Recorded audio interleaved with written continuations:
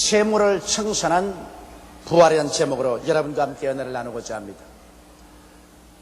제가 12일 전 한국을 떠날 때만 하더라도 아직 날씨가 싸늘하고 앙상한 나무가지들이 그대로 남아있고 얼어붙은 땅에는 아무런 새싹도 보이지 않았는데 이번에 돌아오면서 보니까 갑자기 천지가 봄 기운으로 가득하고 얼은 땅은 녹아지고 이런 모를 풀들이 모두 다 앞선이 뒷선이 다투어 얼굴을 내밀고 있었습니다. 벌써 진달래꽃이 활짝 피고 개나리가 노랗게 피었습니다. 벚꽃이 화사하게 피었습니다. 천지에 부활의 생명이 가득하게 차 있습니다. 저는 이 봄이 다가올 때마다 마음속에 느끼는 것이 많습니다. 자연은 겨울 동안 죽은 것 같이 앙상하게 남아있다가도 봄이 오면 저렇게 화사하게 꽃피고 찬란한 영광을 나타내는데 사람은 어찌하여 늙어 죽고 나면은 다시 소식이 없는가? 도대체 인간은 만물의 영장이라고 하지만은 과연 자연보다 나은 것이 있을까? 이런 생각들인 것입니다. 그러나 지금으로부터 2000년 전에 하나님의 아들 예수께서 사람의 몸을 쓰시고 오셔서 사람으로 사시고 실제로 사람으로 죽으시고 또 사람으로 실제 부활하심으로 말미암아 사람도 영원한 절망에 처해서 죽음의 노예가 될 것이 아니라 그리스도 안에서 우리도 부활하고 살아갈 수 있다는 소망을 허락해 주신 것입니다. 이러므로 오늘 예수 그리스도의 부활은 인류 전체를 가정 어둡고 캄캄한 절망에서 광명한 생명의 빛으로 인도한 위대한 사건인 것입니다. 여러분, 세상에 종교가 많지만 다른 여러 종교들은 종교의 의식이나 윤리나 도덕이나 철학이나 이러한 것을 주었지만은 부활에 대한 것을 가르친 것은 우리 주 예수 그리스도밖에 없는 것입니다. 그러므로 오늘 이 시간은 여러분에게 예수 그리스도의 부활에 관해서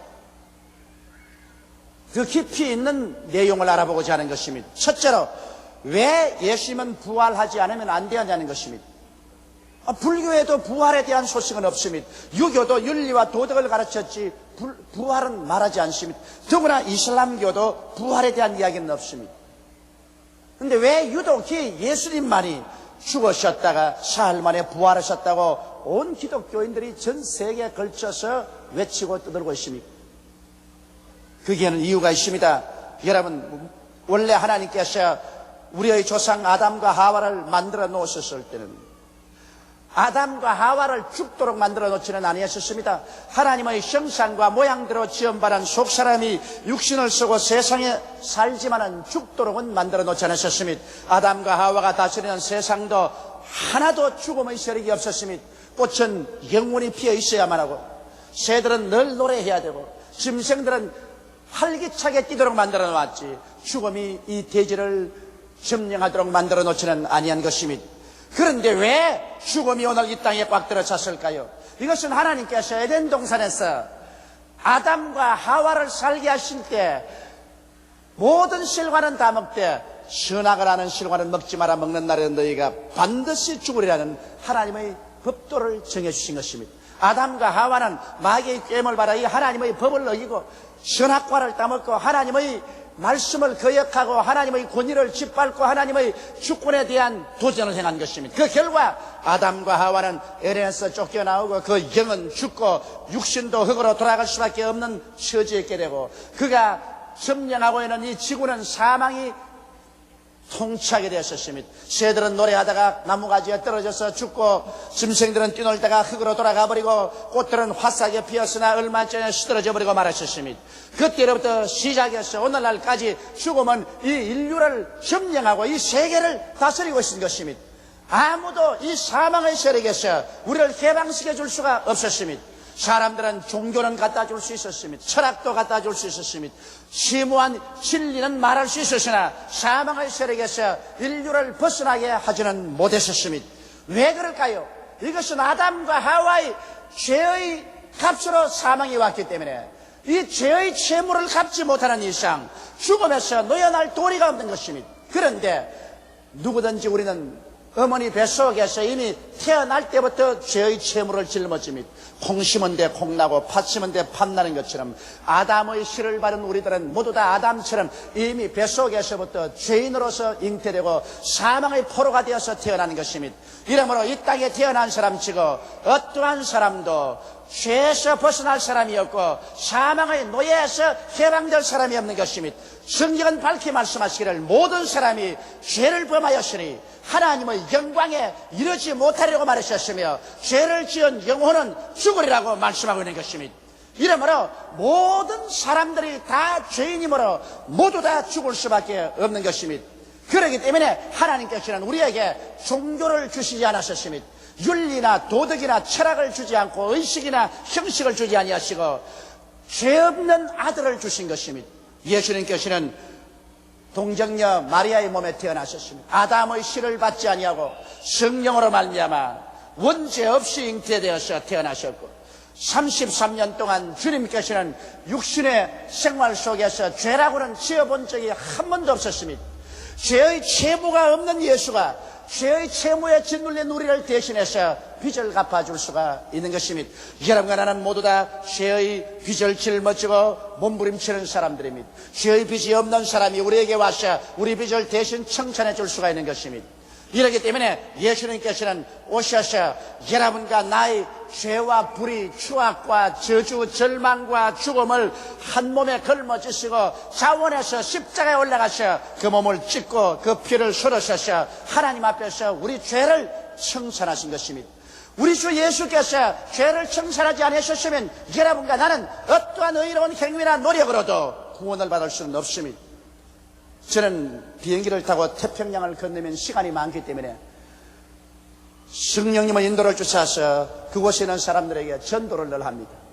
전번에도 제가 스튜어디스 두 사람을 회개식에서 안수기도를 해주고 죄인의 구원받는 기도를 시키고 주께로 인도한 적이 있습니다.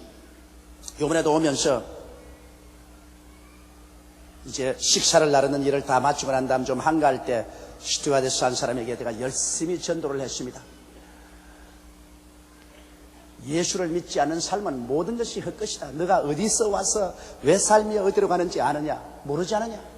우리 비행기가 지금 방향을 잃고 태평양 한가운데서 빙빙 돈다면 우리는 기필코 절망에 처할 것이 아닌가? 너는 어디서 와서 왜 살며 어디로 가는지를 모르니까 절망에 처한 자다. 잃어버린 자다. 아무리 밥을 먹고 깨고 부지런히 일해도 너는 절망에 처한 자다. 그러므로 예수를 믿어야 된다고 열심히 전도하니까 다른 스튜어디스 한 사람이 말하니 목사님 걔에게 전도할 필요 없어요. 그러면 왜? 이러니까 걔는 바늘로 찔러도 피도 안 나올 애입니다. 절대로 예수를 안 믿어요. 이놈아 그런 소리 하지 마라. 내가 전도 안 믿는다. 너는 그냥 나는 예수 잘 믿어요. 우리 어머니가 순복음교회도 나가고요. 목사님 테이프도 많이 가지고 있어요. 그래 넌 잠잠하고 있어. 그 걔에게 내가 열심히 전도를 하고 있는데 그만 일이 바빠서 걔가 나가버립니다. 순복음교회 나간다는 애가 내게 와서 목사님 잠시 있다 목사님께 질문 좀 할 테니까 꼭 좀 기다렸다가 질문 좀 받아주세요. 받아주지. 그 사이에 아주 교인들이 많이 모여와서 안수해달라 그래서 비행기 안에서 줄을 세워놓고 예수 이름으로 그냥 안수를 열심히 했습니다. 그런데 처음 전도하는 애가 왔어요. 와서 내가 목사님께 질문하겠습니다. 반드시 예수 믿어야 구원받는 법이 어디 있습니까? 내가 보기에는 예수 믿는 사람도 죄 많이 짓던데요. 그럼 예수 믿고 난 다음에도 죄를 지을 바에야 예수 안 믿고 죄 안 지는 사람보다 못하지 않아요? 내가 볼 때는 법 없어도 사는 사람도 많고 예수 안 믿어도 죄 안 짓고 잘 사는 사람 많던데 그런 사람들이야 예수 안 믿어도 다 천당 가야 될 것 아닙니까? 그래서 야 거짓말하지 말아라. 법 없이 사는 사람 보았니? 그러니까 보았죠. 너 죄 안 짓는 사람 보았니? 아, 죄 안 짓고 사는 사람 많지요. 그러면 내가 물어보겠다. 너 이 세상에서 한 번도 거짓말 안 한 사람 보았니? 못 봤어요. 그렇지. 한 번도 미워 안 한 사람 보았니? 못 봤어요. 한 번도 남 욕 안 한 사람 보았니? 못 봤어요. 야, 너 이 세상에 법이 없어 살고 죄 없이 사는 사람 많다 그러는데 거짓말 안 하는 사람 못 보았고 안 미워하는 사람 못 보았고 남 흉 안 보는 사람 못 보았다니 모두 다 죄 안 지었느냐? 아, 그야 적은 죄죠. 야, 이 사람아, 적은 죄는 죄가 아니고 그럼 큰 죄만 죄냐? 적은 죄도 지옥 가고 큰 죄도 지옥 가는 거야. 그러므로 인간은 모두 다 태어날 때부터 벌써 죄인으로 태어나고 이 땅에 사는 동안 죄를 먹고 마시며 사는 거야. 절대로 사람의 힘으로는 구원을 못 받아. 오직 우리 주 예수께서 오셔서 대신하여 십자가에 못 박여 피를 흘려서 우리의 죄를 갚아 주셨기 때문에 예수를 믿음으로 구원받지, 예수 아니고는 구원을 받을 수 없다고. 그러고 난 다음 기도해 주려고 하는데 또 바빠서 또 가버렸어. 그 다음엔 또 우리 교회에 나오는 그 처녀가 나왔어. 와가지고 목사님, 나 질문 좀 받아주세요. 무슨 질문이냐? 정말 하나님 살아 계세요? 그럽니다. 야 임마, 교회 나온다고 하던 무슨 그런 소리니까. 교회야 우리 어머니가 하도 나가자고 고집을 부리기 때문에 끌려 나갔죠. 나갔지만은 정말 하나님이 살아계신지, 예수님이 정말 살아계신지 늘 긴가민가 하는 생각밖에 없습니다. 오늘날 너무나 많은 사람들이 교회 왔다 갔다 하면서 진실로 하나님이 살아계시고 예수님께서 우리의 구주가 되신다는 것을 모르는 사람들이 많습니다. 그 이유는 예수께서 죄를 용서하고 부활하신 사실을 체험하지 못했기 때문인 것입니다. 그러면 우리 주 예수님께서 여러분 우리의 죄를 철저히 청산했다는 증거가 뭡니까? 예수님이 부활하신 것이 죄악을 청산했다는 증거가 됩니다. 옛날에 이조시대 우리 한국에는 나랏돈 1000장을 먹으면 사형을 당합니다. 그러므로 국가에서 뇌물 1000장을 먹은 사람을 사형에 처하기 전에 감옥에 가둬놓고 일정 기간 말미를 주어서 가족들이 그 돈을 갚게 하는 것입니다. 가족이 돈을 갚으면 사형에 처하지 않고 해방시켜 줍니다. 그런데 여기 한 사람이 나랏돈 1000장을 먹고 감옥에 갇혔습니다. 온 동네 사람이 그 사람 감옥에 갇힌 걸 다 압니다. 그런데 날짜가 지나고 난 다음에도 나오지 못하면 이 사람 돈 못 받고 죽은 것입니다. 그러나 날짜가 지나기 전에 나와서 길거리에 활보하고 다니면 이 사람 그 빚을 갚았구나 하는 증거가 되는 것입니다. 여러분, 이 세상 위대한 종교가들이 모두 다 나를 따르라, 내 교훈을 따르라 그러면서 한다고 했는데 이 사람들이 다 죽고 난 다음에 한 사람도 도로 나오지 못했습니다. 그들은 빚을 갚는다고 큰 소리 하면서 들어가고 난 다음에는 빚을 갚지 못하고 나오지 못했습니다. 그러나 예수님께서는 여러분과 나의 빚을 대신 짊어지고 죽음의 세계에 들어갔다가 하나님 앞에서 빚을 다 청산하고 이제 빚이 없으니 그게 잡혀있을 필요가 없어서 활활 털고 주님은 부활에 나오고 말하신 것입니다. 이러므로 주께서 부활해서 나왔다는 것은 여러분과 나의 빚을 다 갚아버리고 이제는 빚으로 말미암아 사망에 묶여있을 필요가 없기 때문에 주님이 일어나 나온 것입니다. 이러기 때문에 예수님이 부활 안 했다면 우리 믿음도 헛것이고 우리의 찬송도 헛것이고 기도도 헛것입니다. 그러나 예수께서 부활에 나왔으므로 이젠 예수를 통해서 여러분의 어제의 죄, 오늘의 죄, 내일의 죄가 다 용서받고 마는 것입니다. 우리는 예수를 통해서 이제 하나님 앞에 죄 없이 의롭게 당당하게 설 수 있게 된 것입니다. 우리 하나님께서 예수님은 여러분과 나를 보실 때 이제는 여러분과 나를 죄인으로 보지 아니하십니다. 여러분과 나의 죄의 빚은 영원히 청산되어 버리고 말하셨습니다. 과거와 현재와 영원한 미래까지 우리는 예수 안에서 다 죄 없는 의로운 사람들이 되고 마는 것입니다. 이러므로 예수 믿고 죄 용서를 받고 구원받은 우리들은 이제 하나님 자녀답게 올바르게 살려고 노력하는 것은 당연한 이치지만은 우리의 의로운 행위 때문에 우리가 구원받는 것이 아니라 예수 그리스도의 십자가의 보혈의 값을 하나님께 받아준 증거로서 주님이 사망을 이기고 부활하시기 때문에 이제 예수 안에서 믿음으로 구원을 받게 되는 것입니다.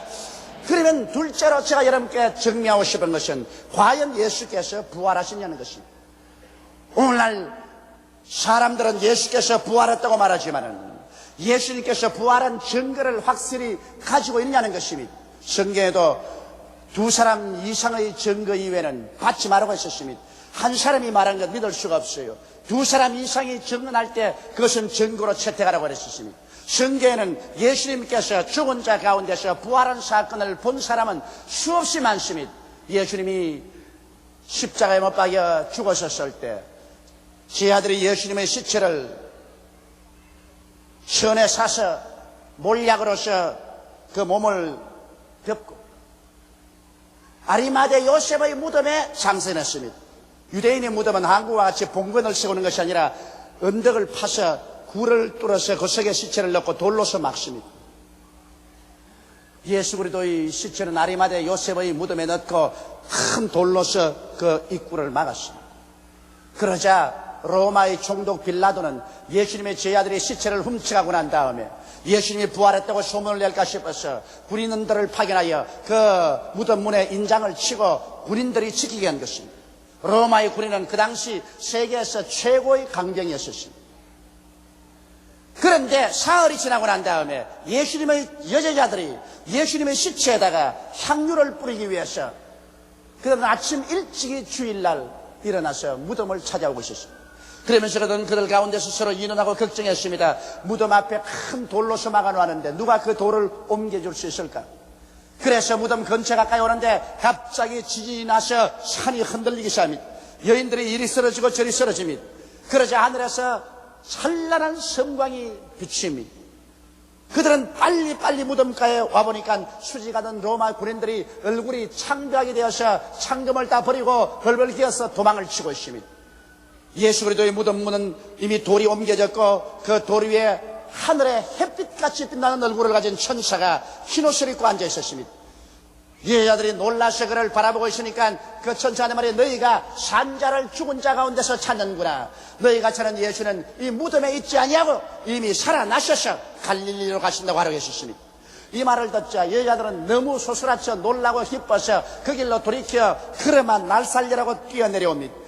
제일 처음은 막달라 마리아가 가장 걸음이 빨라서 그는 뛰어와서 베드로와 요한을 잠에서 깨워 일으켰습니다. 빨리 일어나시오, 우리 주님의 시체가 없었습니다. 천사가 하는 말이 예수님이 살아났다고 말합니다. 베드로와 요한이 막달라 마리아와 함께 뛰어와서 아리마대 요셉의 무덤 안에 들어가 보니까 예수님의 머리에 썼던 수건과 그 이복만이 잘 포개어져 있고 시체는 온데간데 없습니다. 베드로와 요한은 고개를 갸우뚱거리다가 도로 내려가고 혼자 무덤가에 앉아서 울면서 무덤 안을 들여다보고 있는 막달라 마리아에게 어떤 사람이 뒤에 나타나서 그림자가 비쳤습니다. 막달라 마리아는 산직인 줄 알고 우리 주님을 당신이 가져가시면 내게 주십시오, 내가 그 시체를 인수하겠습니다 하니까 마리아라고 부릅니다.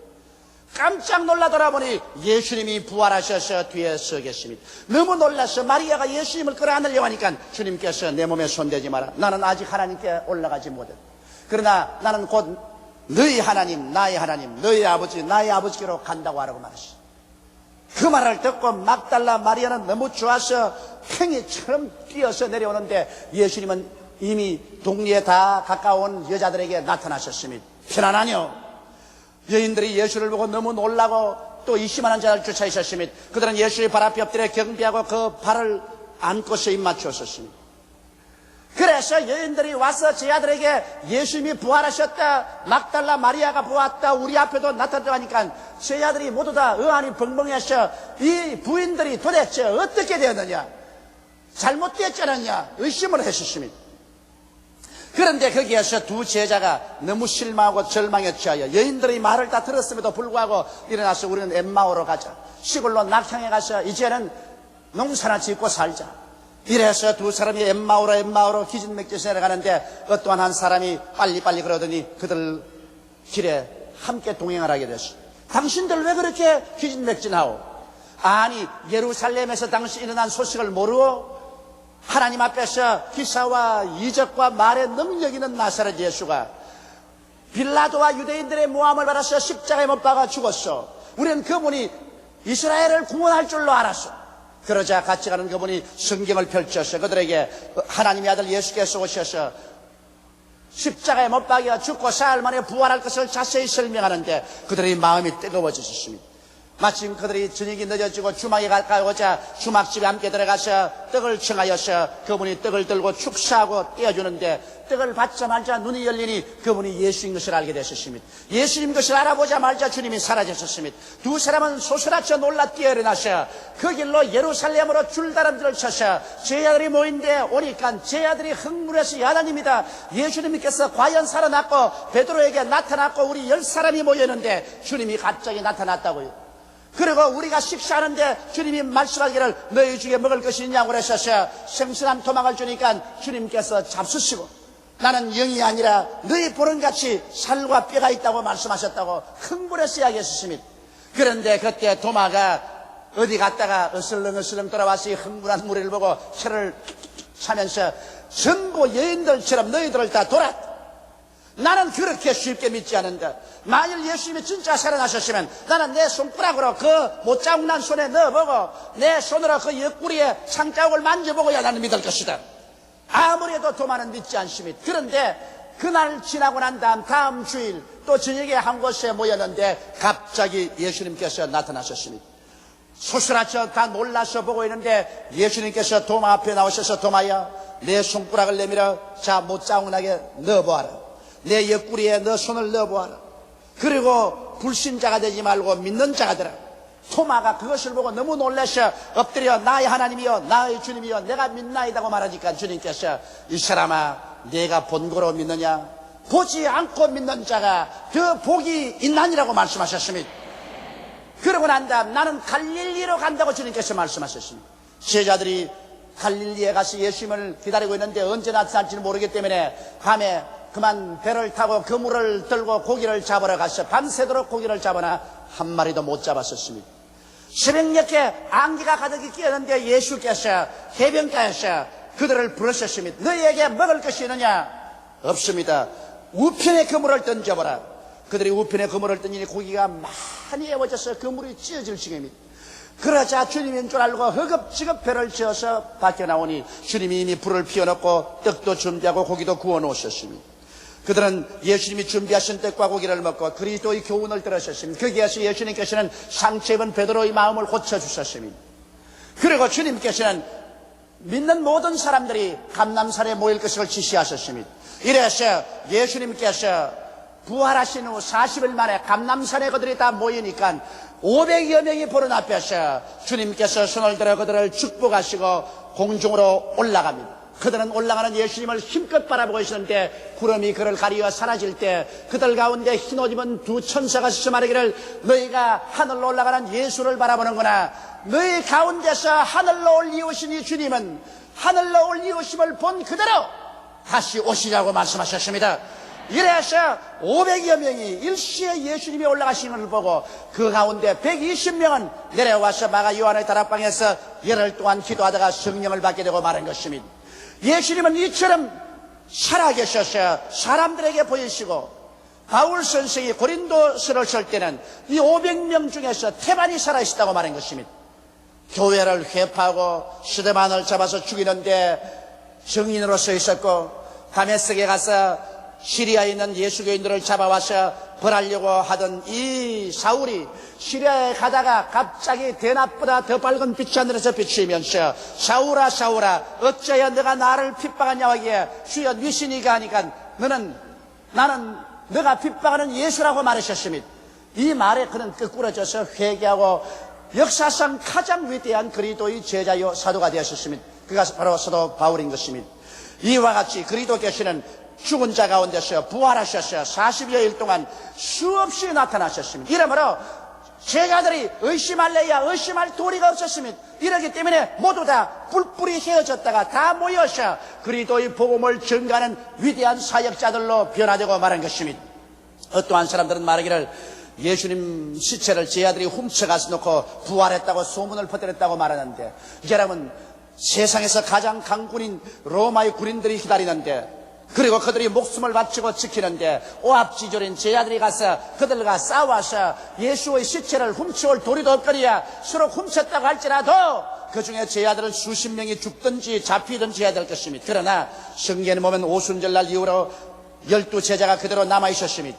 그뿐 아니라 만일 예수님의 제자들이 시체를 훔쳐가서 거짓말로 부활했다고 말했다면 그들이 완전히 거짓말인 줄 알고 있는데 이 사실을 거짓말로서 예수님이 살아나갔다고 전가하고 모두 다 순교를 당할 만한 그러한 일은 있을 수가 없는 것입니다. 자기가 거짓말인 줄 아는데 그 사실을 전하기 위해서 자기 목숨을 바치고 피를 흘릴 사람이 있겠습니까? 이런 여건들을 보아서 예수님의 시체를 제자들이 훔쳐갔다는 말은 거짓말인 것입니다. 그뿐 아니라 여러분 오늘날 우리가 예수께서 부활하신 것을 확실히 하는 것은 하나님께서 부활의 영 성령을 우리에게 부어주시기 때문인 것입니다. 오순절날에 베드로가 일어나서 외쳐 말하기를 오늘날 하나님께서 예수를 죽은 자 가운데 살려셔서 오른손으로 높이심에 그가 아버지께로부터 이 성령을 받으셔 너희 보고 듣는 이것을 부어주셨다고 말한 것입니다. 바로 성령은 예수께서 부활하셨기 때문에 부활을 증거하기 위해서 하나님이 보내신 영이신 것입니다. 우리가 오늘 예수 이름으로 간절히 기도할 때 성령을 충만히 받고 성령이 말하게 하심을 따라 다른 방언으로 기도하는 은혜를 입게 되는 것입니다. 우리는 성령이 충만해서 성령의 은사가 나타날 때마다 예수께서 죽은 자 가운데서 부활하셔서 여러분과 나에게 이 보고 듣는 것을 부어준 사실을 확증할 수가 있는 것입니다. 우리가 예수의 부활하심과 살아계심에 대한 확증이 없는 이유는 부활한 예수 그리스도로부터 성령을 받지 않았기 때문인 것입니다.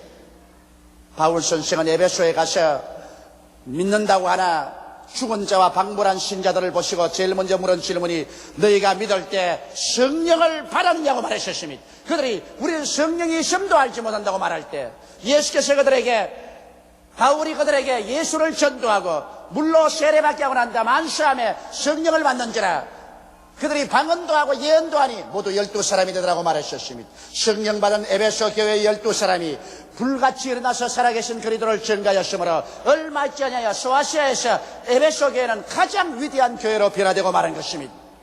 오늘 우리 여의도 순복음교회가 짧은 세월 동안에 세계 최대의 교회가 된 것은 여러분이 성령을 받았기 때문에 그렇게 된 것입니다. 여러분이 성령을 받았으므로 안전하시나 예수가 그리스도인 것을 증거하고 예수께서 죽은 자 가운데서 부활한 것을 증거하며 그로 말미암아 이렇게 많은 성도가 구원을 받고 예수님의 백성이 될 수가 있는 것입니다. 이러므로 오늘날 성령 충만이야말로 가장 부인할 수 없는 그리스도의 부활하신 증거가 되는 것입니다. 셋째로 예수 그리스도의 부활과 우리와 무슨 상관이 있겠습니까? 그 관계성이 무엇입니까? 여러분, 그리스도가 죽은 자 가운데서 부활하심으로 죽은 종교적인 의식에서 벗어나 살아계신 그리스도와 우리는 교제할 수 있게 된 것입니다. 예수님이 부활하기 전에는 사람들은 먹고 마시고 손 씻고 절기와 날을 지키는 종교의식을 지켰습니다. 그러나 이제는 예수께서 죽은 자 가운데서 부활하셔서 여러분과 나의 구주가 되셨습니다. 이제는 예수님이 우리가 예수님 안에 들어오므로 예수님과 24시간 같이 있게 된 것입니다. 집 안방에서나 부엌에서나 일터에서나 교회에서나 우리는 항상 예수와 함께 살게 된 것입니다.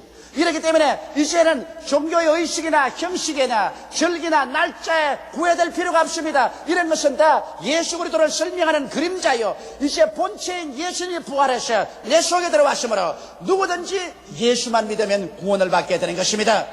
어떤 종파에서는 토요일 날 주님을 섬기지 아니하면 짐승의 표를 받은 사람으로서 구원을 받지 못한다고 말합니다.